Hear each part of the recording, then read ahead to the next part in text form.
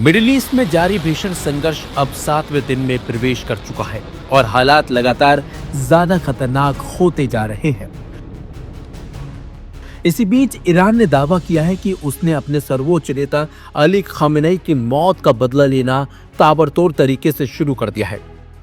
Iran के Islamic revolutionary guard corps यानी कि आईआरजीसी ने अमेरिका और इजराइल के ठिकानों के साथ साथ समुद्र में मौजूद अमेरिकी नौसैनिक बेड़ों को निशाना बनाने का दावा किया है। ईरानी सैन्य कमान खत्म अल अंबिया केंद्रीय मुख्यालय के प्रवक्ता के मुताबिक आईआरजीसी नेवी ने ओमान की खाड़ी से होर्मुज जल डमरू मध्य की ओर बढ़ रहे अमेरिकी aircraft carrier USS Abraham Lincoln को ड्रोन और मिसाइलों से निशाना बनाया है। ईरान का दावा है कि यह हमला उस समय किया गया जब अमेरिकी कैरियर स्ट्राइक ग्रुप ईरान की समुद्री सीमा से करीब 340 किलोमीटर दूर ऑपरेशन कर रहा था। ईरानी मीडिया के मुताबिक विमान वाहक पोत की ओर कम से कम 4 बैलिस्टिक मिसाइलें दागी गई। प्रवक्ता ने दावा किया है कि हमले के बाद अमेरिकी कैरियर और उसके साथ मौजूद युद्ध पोतों को तुरंत क्षेत्र से पीछे हटना पड़ा। ईरान का साफ साफ कहना है कि अमेरिकी जहाज तेज गति से पीछे हटे और अब घटनास्थल से करीब 1000 किलोमीटर से ज्यादा दूर जा चुके हैं। हालांकि इन दावों की स्वतंत्र पुष्टि अभी तक नहीं हो पाई है। अमेरिकी केंद्रीय कमान ने पहले भी ऐसे दावों को खारिज करते हुए कहा था कि ईरान द्वारा दागी गई मिसाइलें और ड्रोन अमेरिकी जहाजों के करीब तक नहीं पहुंच पाए थे और कैरियर समूह क्षेत्र में अपना ऑपरेशन जारी रखे हुए हैं। तनाव की यह नई लहर तब शुरू हुई थी जब 28 फरवरी को संयुक्त हमलों में ईरान के कई वरिष्ठ सैन्य अधिकारियों के साथ साथ देश के सर्वोच्च नेता अली खामेनेई के मारे जाने का दावा किया गया था। इसके बाद ईरान ने पूरे क्षेत्र में जवाबी कार्रवाई करते हुए सैकड़ों मिसाइलें दागने का दावा किया है। इन हमलों में अमेरिकी और इजरायली सैन्य ठिकानों को निशाना बनाया गया है। इसी बीच संघर्ष और गहरा तब हो गया जब बुधवार को श्रीलंका के पास एक अमेरिकी पनडुब्बी द्वारा एक ईरानी युद्धपोत को डुबोने की खबर सामने आई। रिपोर्टों के मुताबिक इस घटना में कम से कम 80 लोगों की मौत हो गई। इसके बाद ईरान ने अमेरिका और इजराइल को कड़ी कीमत चुकाने की चेतावनी दी थी। ईरानी रिवॉल्यूशनरी गार्ड्स ने यह भी दावा किया है कि उन्होंने उत्तरी फारस की खाड़ी में एक अमेरिकी तेल टैंकर को मिसाइल से निशाना बनाया। इससे पूरे खाड़ी क्षेत्र में सुरक्षा को लेकर चिंता बढ़ गई। दुनिया के सबसे अहम तेल मार्गों में से एक होर्मुज जल डमरू मध्य के आसपास सैन्य गतिविधियां तेज हो गई हैं। गौरतलब है कि अमेरिकी राष्ट्रपति डोनाल्ड ट्रंप के आदेश पर जनवरी के अंत में USS Abraham Lincoln carrier strike group को खाड़ी क्षेत्र में तैनात किया गया था। व्हाइट हाउस ने इसे क्षेत्र में बढ़ते तनाव के बीच जरूरी सैन्य तैयारी बताया था। मिडिल ईस्ट में तेजी से बदलते हालात ने पूरी दुनिया की चिंता बढ़ा दी है। विशेषज्ञों का कहना है कि अगर यह टकराव इसी तरह बढ़ता रहा तो यह संघर्ष एक बड़े क्षेत्रीय युद्ध का रूप ले सकता है, जिसका असर वैश्विक राजनीति और तेल बाजार पर भी पड़ सकता है।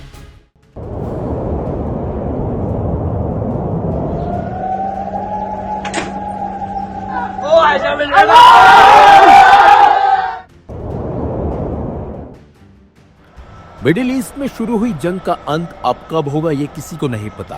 इसकी मुख्य वजह है ईरानी सुप्रीम लीडर अली खामेनेई का मारा जाना।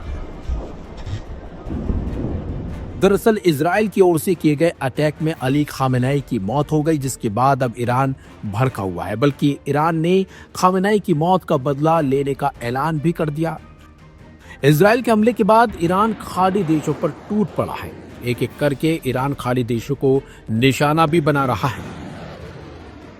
यहां तक कि ईरान ने बहरीन में मौजूद अमेरिकी बेसों को अपना निशाना बनाते हुए उस पर हमला किया।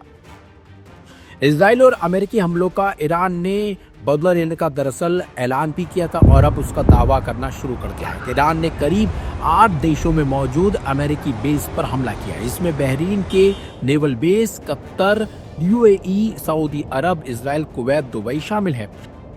हमलों के बाद बहरीन ने कहा कि अमेरिकी नेवी के 5वें फ्लीट के हेडक्वार्टर को मिसाइल हमलों से निशाना बनाया गया है। खबर है कि बहरीन में ईरानी शाहिद 136 ड्रोन ने अमेरिकन फैसिलिटी को जबरदस्त नुकसान पहुंचाया।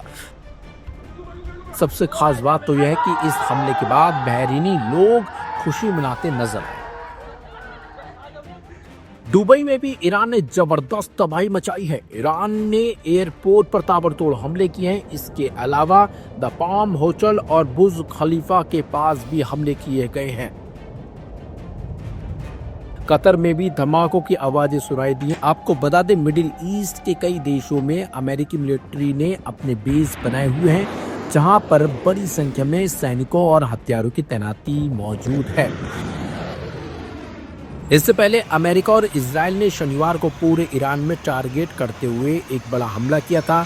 अमेरिकी राष्ट्रपति डोनाल्ड ट्रंप ने ईरानी लोगों से अपनी सरकार पर कब्जा करने की अपील की थी।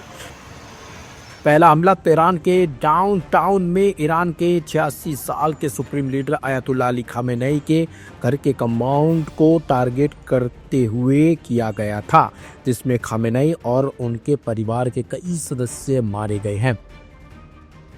लेकिन इस हमले के बाद अब ईरान ने भी बड़े हमले का ऐलान कर दिया है और अब ईरान बदला भी ले रहा है। तमाम जो खाली देश है उन पर ईरान ने ताबड़तोड़ हमले किए हैं, लेकिन सबसे ज़्यादा जो जोरदार हमला हुआ है वो दुबई में हुआ है। दुबई के एयरपोर्ट होटल्स पर ईरानी मिसाइल दागी गई हैं और वहाँ लोग जो हैं वो फंसे हुए हैं और अब देखना होगा कि आगे क्या होगा इस पूरे घटनाक्रम में, क्योंकि ईरान ने साफ कर दिया है कि वो अली खामेनेई की मौत का बदला जरूर लेगा। एक से बढ़कर एक जलील अमेरिका मुर्दाबाद, अमेरिका मुर्दाबाद, अमेरिका मुर्दाबाद, अमेरिका मुर्दाबाद, एक से बढ़कर एक जलील इस्राएल मारोगे,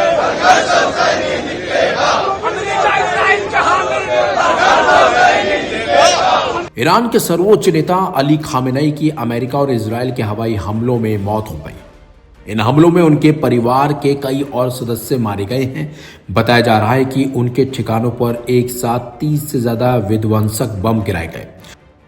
अब खामेनेई की मौत को लेकर ईरान में विरोध प्रदर्शन हो रहे हैं। अमेरिका और इजराइल के खिलाफ नारेबाजी हो रही है। बदला लेने की बात कही जा रही है। इस खबर का असर भारत में भी देखने को मिला है। कांग्रेस सांसद